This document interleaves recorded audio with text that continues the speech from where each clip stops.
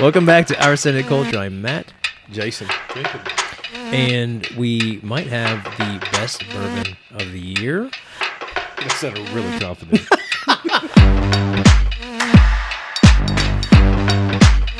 Parker's Heritage. I've never actually had a Parker's Heritage. I've been doing some research. I'm learning a lot about it. Yeah. Heaven Hill product named after what's his name, Parker. Parker Bean. But apparently this is they're kind of like gold standard. So what's going on here? So Parker Beam, the name when you talk Beam, what do you think of? Jim Beam, right? Yeah. Yeah. So Craig one of the Beam, most Jim Beam. Yeah. Parker So Beam. exactly. Yeah, I-beam. And those people, and Jacob, I'm sure you know this too. H-beam. They're high beams. Low beams. So the beams have been synonymous with bourbon, and not just Jim Beam. I mean, they've been brewers or distillers. They've been working in the bourbon industry. So with the beams, though, I'm pretty sure, I know there was a time, and probably is now too, if you went to any distillery, there would be a beam working there. Okay. So whether it be whatever position, right? Mm-hmm. So Parker's Heritage was named after their former master distiller, Parker Beam. Okay. He passed away, I think it was, I wrote this down, let's see. 2017. Was it 17? And he had ALS, so Okay. also known as Lou Gehrig's. Right. So this is kind of their homage to him. Okay. And, they've been doing this for 16 editions. So it's usually annual. Okay. I think it's been pretty, much on that track. They do a different version every year. Okay. They've done a wheated one, I know. They've done like a barrel strength one. They've done a lot. Yeah. I've probably had 2 or 3 of them. Of the ones I've had, they were okay. They were good. Okay. They weren't bad. This probably has the most hype of those, Okay. unless you're going back to like some of the first Promise ones. of Hope. Yeah, some people's of the just oldest. like, oh my God, I want this because it's older and Right. whatever. But, Okay, so that's the follow-up question. Why is there so much more hype behind this one? got any ideas? The bourbon industry is stupid. All kinds of taters have jumped in and So started stop buying there. So $5 explain taters, because people have heard this term. So a tater is someone that simply jumps into bourbon because of the hype. They don't know why they're buying it. They don't know. They're not even going to drink it. They might resell it. They might put it on their shelf because it looks good. Yeah. And it's a status thing. Right. But that is the bourbon tater, and that is a lot of what the consumers have become Yeah. in the bourbon world, unfortunately. Something is popular. Something seems to bring people intrinsic value, gives them cachet, and they're gotta like, have it. I want it. It's like the same guy. I want it because you have Yeah, it. the same guy that's buying a Parker's Heritage, the same tater that's buying a Parker's Heritage might also carry a Louis Vuitton purse because it's They're not it's humble beautiful, enough it's high. as we, I feel, are at this table. Of, I know I don't know it all about bourbon. I know Yeah. I don't know it all about beer. I I'm fucking gonna- admit it every day. Yeah. For I don't sure. know shit. We admit that. and- Why the hell are you even here? But we also look at it. See ya. See ya. Good to see you, man. So we No, also don't go, look Jacob. at it Don't go, as, Jacob. man, we appreciate it. We want to learn more from it. You're touching tips right there, right in front of me. Oh my God. Let me tell you how I know you're a tater. This came from a group I was Okay. in. Okay. Is the juice worth the squeeze? I'm like, what the hell did you just say? He's These wondering, people is it I know worth what it to drink? Yeah. So these dudes are driving, speaking of taters, they're driving from 3 hours away to Buffalo Trace to stand in a line for 2 to 3 hours to get a bottle of Weller Special Reserve. That is the definition of a tater.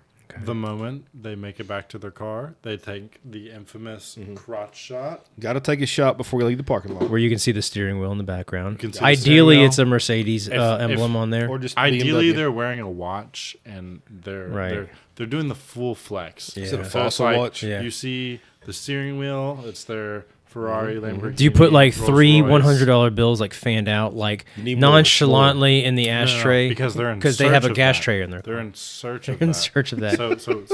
So they hold the bottle with their watch in the photo. See, I feel like if you're a and- true tater, you just have 3 $100 bills that you never spend, and you carry around with you that you can just like put in a photo whenever you're ready to take a photo. Like you laminate them, like you can't this. spend I them. like that. You can actually laminate them fanned out, so that way you know you can't You spend just them. need You a know what I mean? tattoo of them. Yeah. On your forehead. Just like hold out your forearm. There's like right here with like the 3 $100 bills on there. I Like, always check this carry out. an ace up my sleeve. So why has this one got the hype?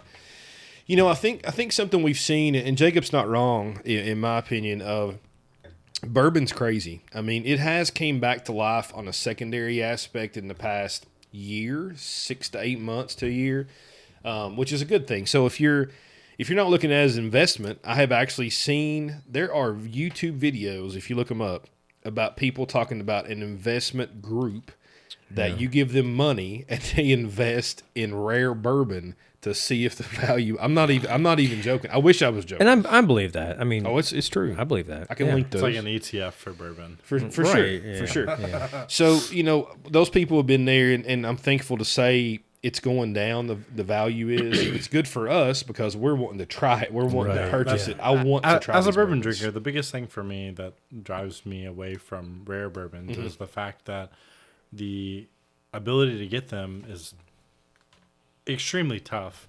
And then yes, you got to know somebody. Obviously. Exactly. You have to know somebody. You have to be a large spender at whatever store. Right. Or you have to wait in line, which, you know, Now, I don't Heaven mind waiting Hill- in line. But when people in that line, you hear their conversations Oh, and my goodness. they don't know why they're there. They're just there to get something. Yeah. Something's coming out. Right. You know, that's the most frustrating thing to a bourbon consumer, because to someone that actually appreciates the craft behind it and what goes into it to make a bottle like that, Yeah. it's meant to be drank at the end of the day. Yeah. And I want to clarify my, you know, and I think Jacob's point of view on this one too, and I know Matt's, but we're not just bashing you because you're new to the hobby, right? Or you're new to bourbon or beer.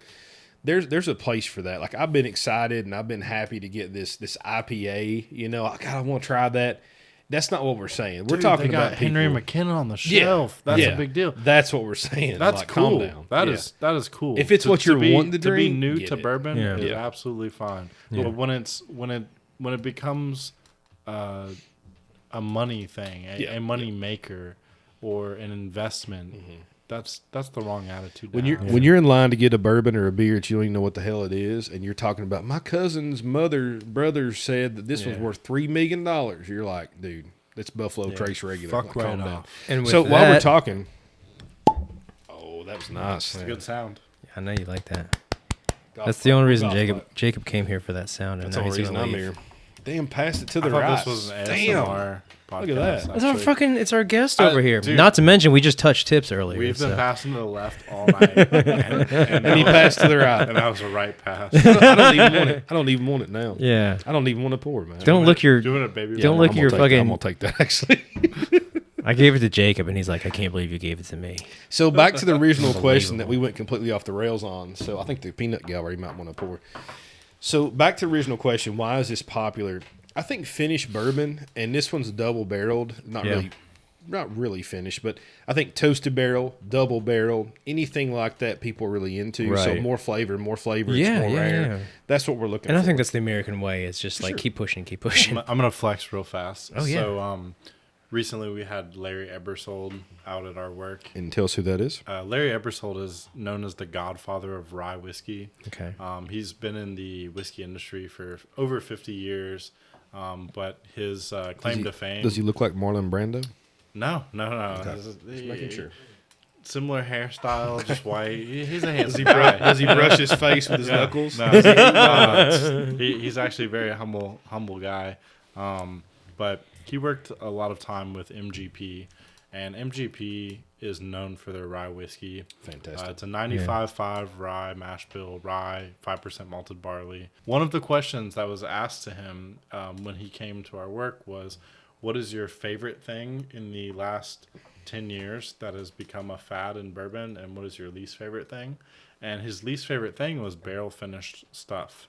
Interesting. He thought it was very gimmicky. He thought it was, just took away from the purity of the spirit and what it meant to be a bourbon or rye Right. whiskey. But then he finished with saying that one of his favorite products was a barrel finished product. Okay. What? Yes, so Sagamore Distillery in Maryland, they I've had some of their stuff. make excellent rye whiskey. I highly recommend Sagamore Rye.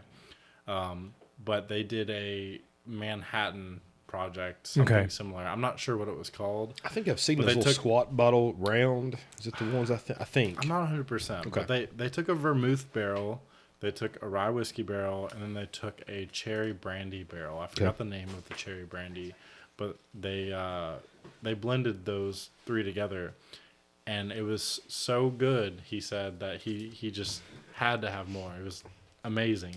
How did he? The CEO of Sagamore was like, "This is dumb. We shouldn't do this."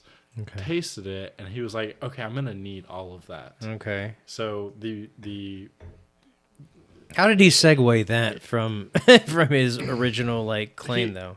so that was his thing. He was it was kind of a love hate thing for him. Okay. He was like, I dislike it because I think it's gimmicky. I think that, as a purist, he likes the regular rye whiskey or bourbon, but the fact that no one really did it any justice, but except this one distillery blew his mind.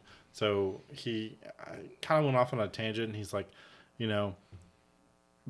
it's a great thing and it's not a great thing. So he's like, I really dislike it, but I also liked what they did. So the fact that, an industry legend has a place in his heart for the barrel finish stuff. Right.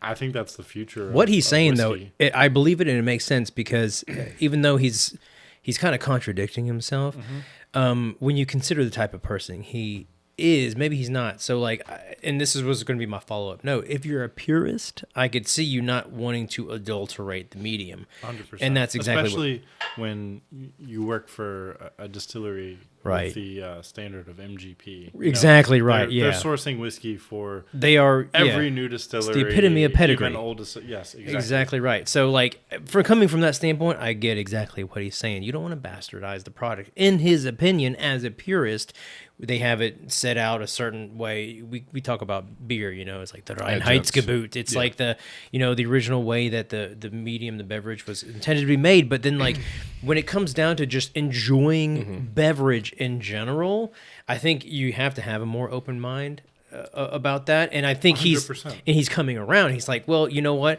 If you just take out the fact that we need to adhere to a specific rule set and just take this, Manhattan finished, barrel finished product on its own merits, it's actually just good at what it is. Exactly. And it's barrel finished. And I think that's where a lot of whiskey distilleries are going these days, is like they'll double barrel something. With this in particular, it's another charred oak barrel. Yeah. So double barreling with a new charred oak barrel, you're going to get a lot of sweetness. A lot of those barrel sugars are going to come out. A lot of those lactones, you're going to get a lot of those vanilla and sugary notes. And I think that to a consumer that maybe not... It's exciting. Yeah, it's very exciting. Yeah. Especially to a non-whiskey drinker. It's very approachable to a non-whiskey drinker because it's sweet.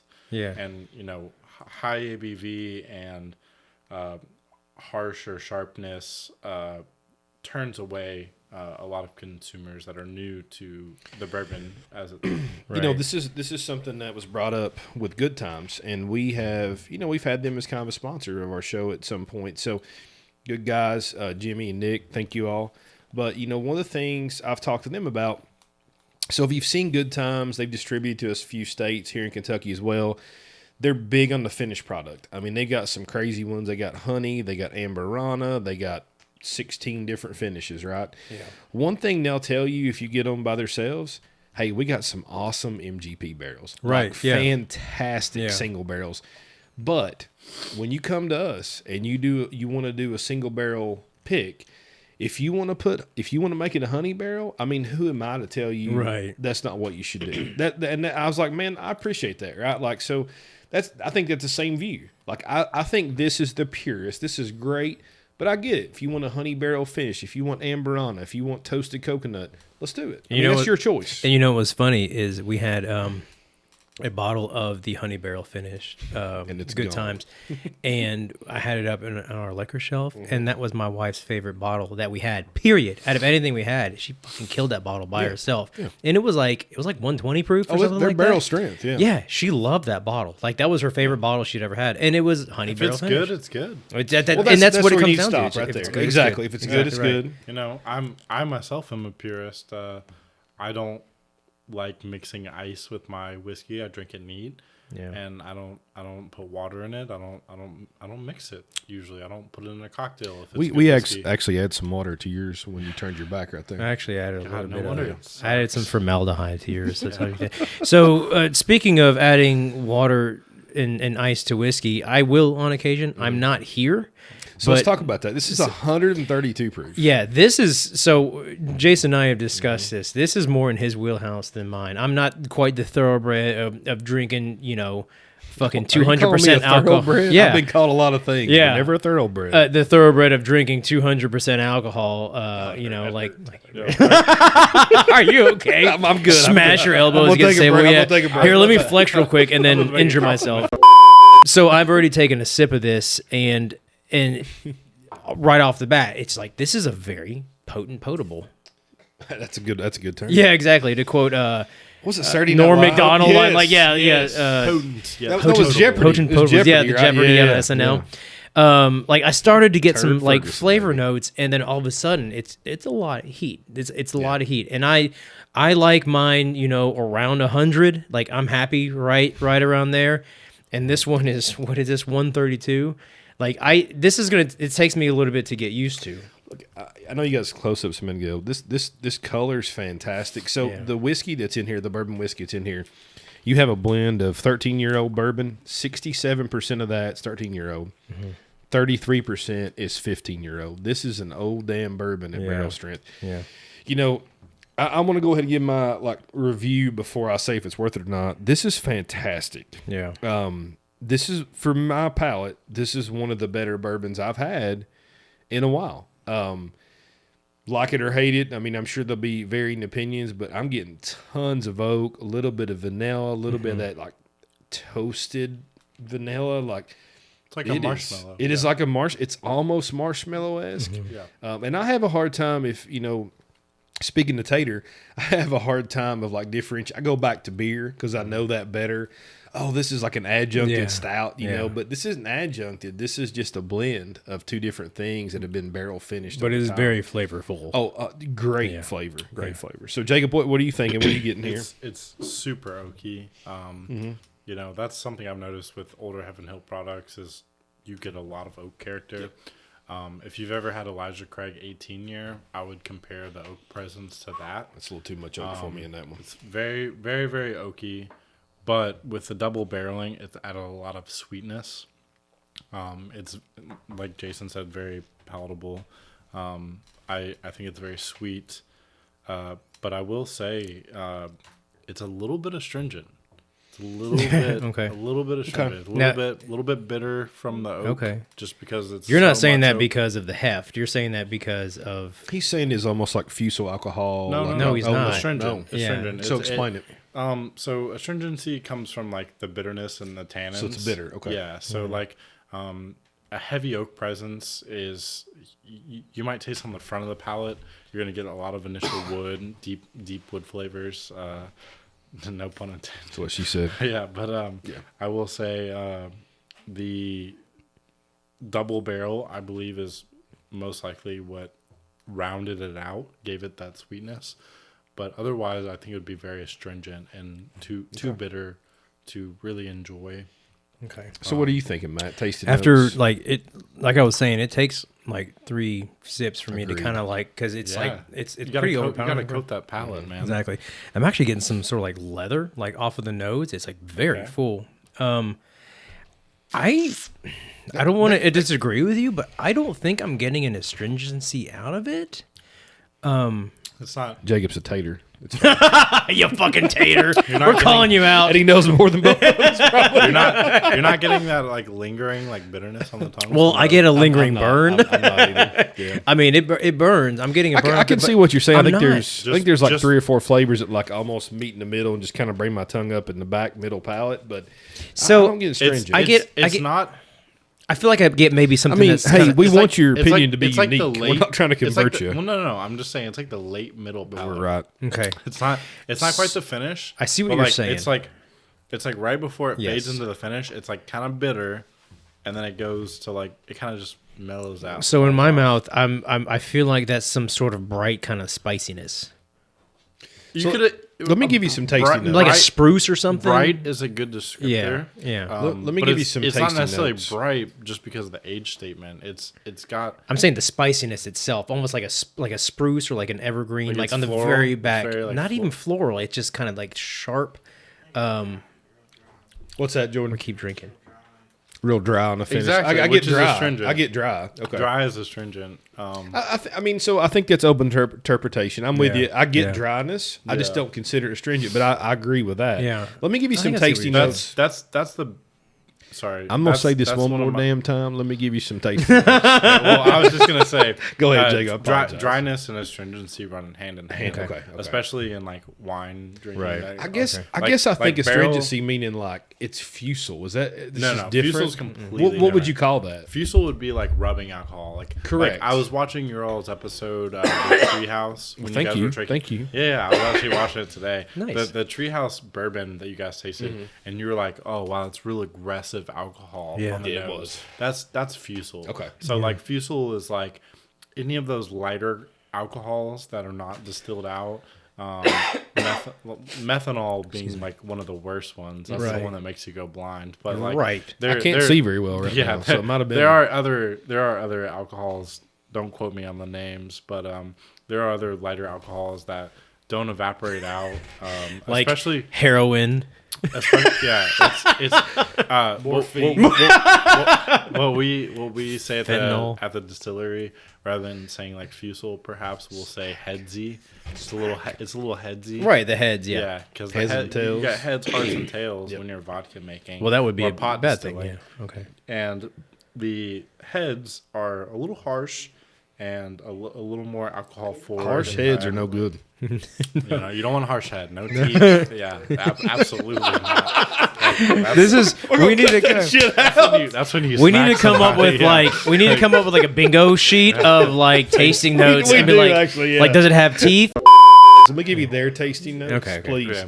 Cherry. Do you get cherry? I do get. I can see a little Maybe a fruit. little stone bit. fruit. Yeah. It's almost like a Yeah. cherry caramel. Okay. Yeah, I can so get so that. mature oak, we all agree with that. Yeah. Absolutely. Caramelized sugar, I think we all agree Yeah, with that. for sure. yeah. Toasted marshmallow, okay. A little bit, yeah. I don't That know was if one of the marshmallow first- You all talked toasted. That was one of the first things Yeah. you said, and I Like think vanilla, toasted vanilla. that's same a thing. that's a big component of double barrel stuff. agree. Like I agree. You get that toasted wood sugar, Smoothed marshmallow, out. vanilla, lactones kind of deal going on. pecan pie. I don't know that I get that one. That's that's a bit of a reach for me. Vanilla. I don't get a whole lot of nuttiness. From No. this. Yeah. Vanilla. I mean, that's some of the I marshmallow. will bit, say yeah. though, with bitterness, oftentimes people attribute nuttiness to bitterness. Okay. Because Like a walnut kind of is yeah, what I think 'cause- about. Okay, yeah, Exactly, that's actually I 'cause feel like there- it's a good analogy. There is a little bit of bitter flavor from. If you ever had walnut bitters, that's actually a great. My buddy Drew, I think, actually sent me some. Thanks, comparison. Drew. He's in the camera. He knows I Oh, point. Drew, yeah. We Yeah, do so this a that's lot. Drew. Hey, Drew. we do this a lot. He'll look at the camera and we'll be like, freak him out. we'll be like, who the fuck is he looking at? Drew? The last two tasty notes: cinnamon and black peppercorn. I get more black peppercorn and So 100%. I feel like I the don't black get cinnamon. peppercorn is what similar to Jake what I talked could get on the end there. What you were talking about that was kind of astringent, maybe. I get cinnamon stick bark. not Cin- like okay. the powder, but Like you can see cassia bark. Okay, that's good. No, man. Astringency, Matt. Like, I'll have to bring you some young whiskey from us. Okay. Because unfortunately, astringency runs very, very high in our young barrels. Okay. Mainly because of the low barrel entry proof. I just want you to know, I know that. No, he doesn't. You do know that because you tried it. Because I've tried it. Yes, he does. It tastes like I bitter. know that It tastes too. like bitter Yeah. oak. And, Yeah. And one of the contributors to that is the lower. What did you lower- think? What did you think I was I have saying? no idea what you're saying. I'm gonna check out for the. No, like I was like, I've had carry it. on, Yeah. carry on. So that's the thing. I was being a smart ass, but you most- thought it was going somewhere Most else. apparently. distilleries will enter the barrel with their distillate around 125 proof. Mm-hmm. Buffalo Trace does this. Heaven Hill does this. It's specifically for yield, and it could be also for flavor profile. So what does it exit at if you enter at 125? So when you're entering at 125, you have less water content, so you're pulling out less wood sugars at a younger state. So as that has time to age, eventually you're going to penetrate the barrel more and pull out more of those wood sugars. But with water, since it's more soluble for sugar and the oak, you're going to pull out more of that wood flavor at a younger age. So where our products, like 3 and 4 years old that we're tasting, we're pulling out a lot of barrel character, a lot of tannins, a lot of like vegetal and woody notes. Okay. Because our barrel entry proof is so low. It's 107 proof. Yeah. So we have since changed that, and it is higher now. I think Wild Turkey enters at either 110 or 115. I think it's 115, as well as Four Roses. And so we've upped ours to 114. Okay. So the barrel astringency, the tannins, the woody notes won't shine through at a younger age, as opposed to the lower proof stuff where you draw out more. So at a young age with the 125 proof stuff, you might get some pretty solid flavors. It's going to taste young, but it's going to taste clean. It's going to taste good. It's going to be where you want it. And it's a sign, there's signs from drinking it that the maturation is going to be positive.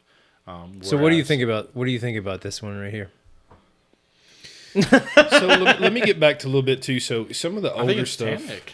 I think it's tannic, but it's well rounded because of the sweetness from the double barrel. Yeah. So it's like it's almost like a Band-Aid on like something, It's Not like a Band-Aid flavor though, right? No, not Okay. Oh yeah, I'm worried for a minute. We no, gotta be careful. no when we say that. polyphenols, no Okay. medicinal That's a big word. flavors. Yeah, this is I phenolic enjoyed the flavor profile. Is again for me this is a little strong for my liking. It's strong. After 3 or 4 sips though, I really enjoyed like some of the sweetness After that you 7 got. ounces. After 7 ounces, yeah, exactly. What do you think of this? So, Matt, what I'm getting on these tasty notes, I'm getting probably a quarter of what they put in here. I'm getting the mature oak. Okay. I'm getting the caramelized sugar, which also a little toasted marshmallow and vanilla. The black peppercorn I could probably see, but that's my tasty note. So, a little bit about this bottle. What makes it pretty special, so don't drink beer. We go back and forth between beer and bourbon. He is a blogger. He has a couple pages. And his Alex name is Kidd. Don't Drink Beer. His name is Don't Drink Beer. Okay. DDB. Although he drinks beer. Although he drinks beer. Yeah. So barley wine is life. You know what's up. But he gave this his best bourbon of 2022. Okay. Now, he has not had a great history, in my opinion, of picking good bourbons. Okay, but this was his number one. But so when I saw that, I'm like, well, shit. This might not be what we're wanting. But this is fantastic for me. Like Yeah. I really like this one. Okay. Talking price points, this is $175 MSRP. That's steep, but you're also looking at 13 and 15-year-old bourbon at barrel strength. I think So- for that kind of pedigree, 175 is kind of the going rate. Yeah. What is the secondary on this bottle? Well, let's talk retail first. I'll tell you secondary. So great question, Jacob. So for 175, this is an annual release once a year. If you Yeah. don't know what annual is, but so this is say a 14-year-old bourbon. We're going to blend it in two. Generally, it's $10 a year, so $140. They're charging $175 MSRP. Would you pay $175 for this? I would not. Okay. Unless Caveat. secondary was double the price, I'd resell it. Okay. So that is a flip. That is a flip. So you'd flip, yeah. I would flip. So Matt, it's $175. You did pay it. I did pay it, Yeah. and I would. You got it for retail. I'm happy I did. I actually got this bottle for retail, alarmingly, but this is a good sipper for me.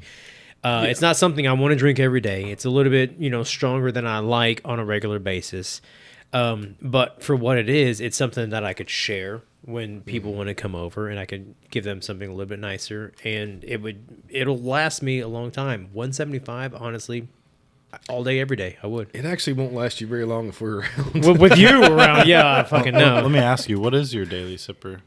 Russell 10. We were actually just talking about that okay. a minute ago. Yeah, Solid and pour. like that 90, 100 range. That is a really, 30, I really like that. 35. It's like $35 Yeah, a bottle. I think that's great. my roommate's favorite sipper as Yeah. well. Yeah. That's Price actually your point is roommate that we was excellent. talking to. Yeah, that's Yeah. true. That's true. He's here. He's here. Oh He's my actually gosh! You guys Yeah. brought him in. Oh wow! Oh, Holy just- shit! It Shout out happens to be Cam. the one Shout we out were Cam. talking about. Russell Cameron 10. Cameron Beal is in the house. Yeah. So for this one, for me, would I buy it for 175? Shout out Darkness.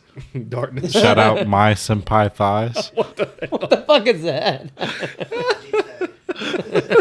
What is that? My senpai thighs. What the hell is I don't know that? what that is. I like it. My name. That's not your like God given name. That's not your Christian name. So for 175, I would buy this every chance I got. Yeah.